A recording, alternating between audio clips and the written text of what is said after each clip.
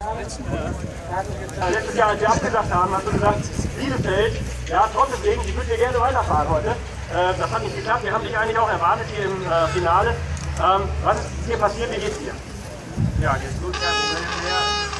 Und, ja, Spielplatz, ein super Strecker. Und das Jahr war so viele Regeln. Das, ja, schade. Aber heute war super Rennen. Janik, Derek und Richard, gratuliere. Das ist super Rennen. Super, schön, dass es dir wieder gut geht, Jeffrey. Das ist dein Applaus. Toi, toi, toi. Und auch gerührt, oder? Er fährt noch 10 rein. Aber ich kann es immer noch nicht glauben, dass ich jetzt Europameister bin. Vielleicht müssen wir alle nochmal applaudieren.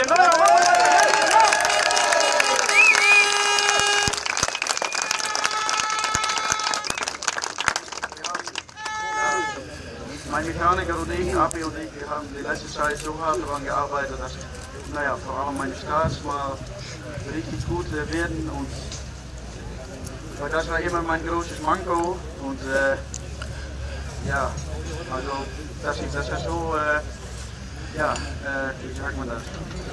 Das ist so, ja, und das ist, naja, das ist, wir spielen sich auf der Tod, echt. Das freut mich echt. Super, Janik, wir freuen uns, dass es dir so gut gefallen hat hier. Ich glaube, wenn man die Reaktion der Fahrerkollegen gesehen hat, die wollen, und haben hier den Titel wirklich gegönnt heute, du warst der Beste. Das war ein Wort noch zur Bahn hier auf dem Leinweberring, wie war das? Ja, die Bahn war heute ganz gut. Ja, da waren ein paar schöne Rillen, den habe ich gut benutzen können, um ein paar Leute zu überholen. Aber ja, die Bahn war gar nicht gut heute. Auch die Zeit ging es auch hier.